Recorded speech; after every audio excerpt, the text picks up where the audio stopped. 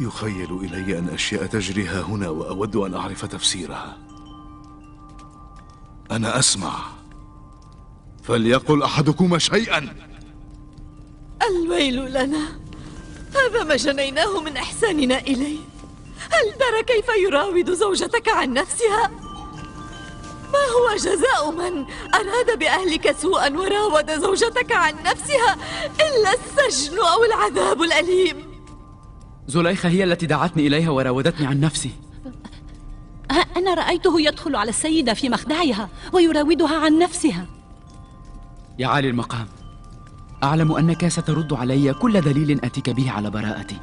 أنت سوف تنحاز رغما عنك إلى زوجك لكي تحفظ ماء وجهها أمام الناس، ولا أحد يجرؤ على أن يشهد ضد السيدة زليخة خشية أن تطاله شرارات غضبها فتزهق روحه ويصبح نسيا منسيا.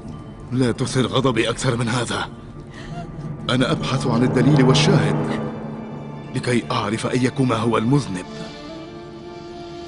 لا دليل عندي لأسوقه على براءتي من الذنب، ولا نديمة لي لكي تشهد زورا لصالحه. إذن أنت مدان ويجب أن تعاقب. حكمتم علي بالخيانة من غير دليل، لكن الحقيقة لا تعدو ما قلته. هي التي استدعتني إلى حجرتها وراودتني عن نفسي، وأنا لا شاهد عندي سوى الله ربي. أنت دخلت على زليخة في خلوتها. كاليماما شهدت بذلك.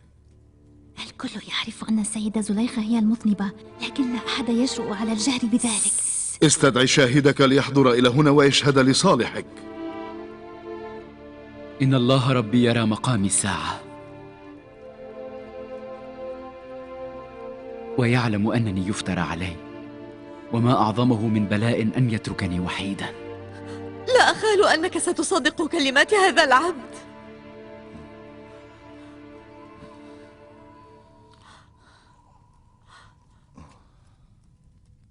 إذا عجزت عن تقديم دليل على براءتك فلن أتوانى عن إزهاق روحك من فوري.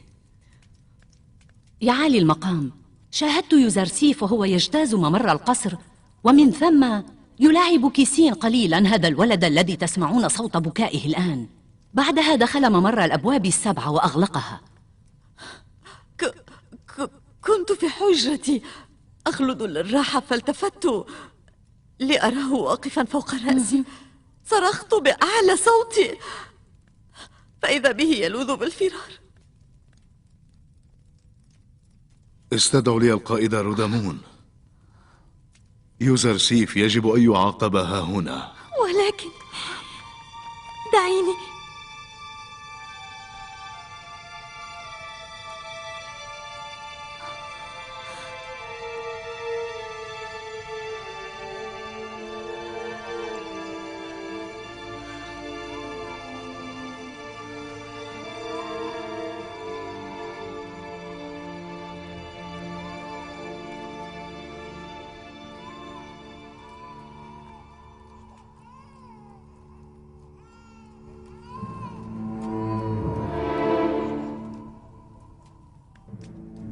عندي من يشهد.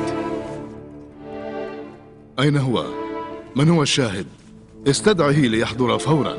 حتما سوف أستدعي شاهدا لا يعرفني ليكون لي نصيرا، ولا يعرف السيدة زليخة ليكون لها عدوا، ولن يتاح له أن يفقه لصالح من يشهد وعلى من يدعي، كما أنه من أنسباء السيدة زليخة، ويفترض بشهادته أن تكون إلى صالحها هي.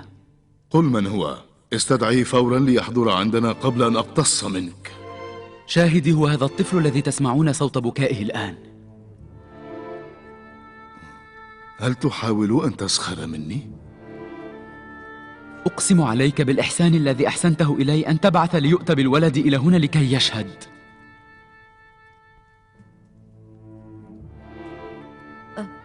أن للطفل الرضيع أن يشهد لصالحك؟ هذا مستحيل. لا بأس بذلك، أحضروه إلى هنا.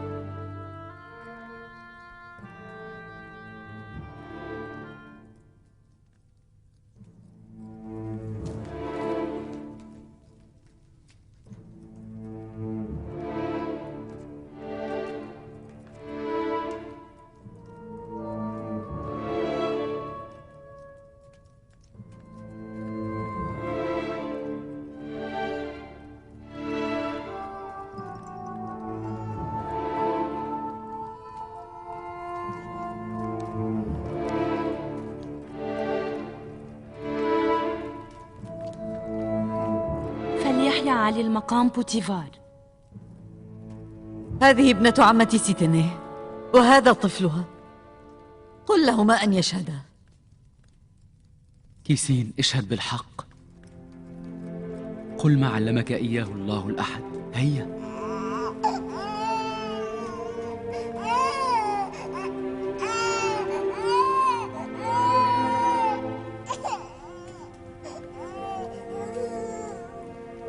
كيسين، اشهد بالحق.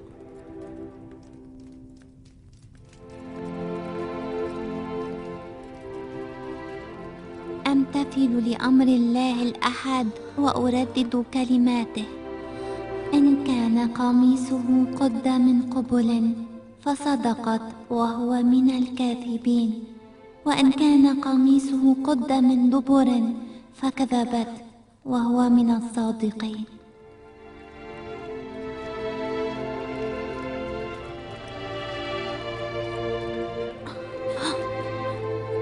كيف نطقت يا عزيز أمك؟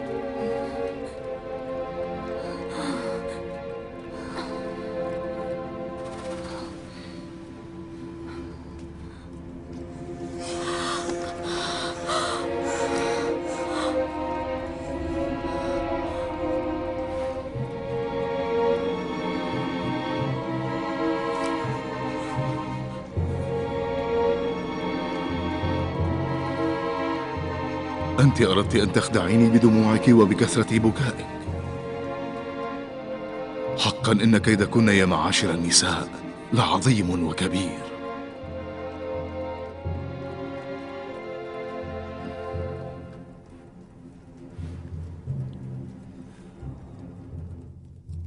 أعتذر إليك من التهمة التي اتهمتك بها. اصفح عني وعن زوجتي زليخة، واكتم علينا هذا الأمر ما حييت أبدا.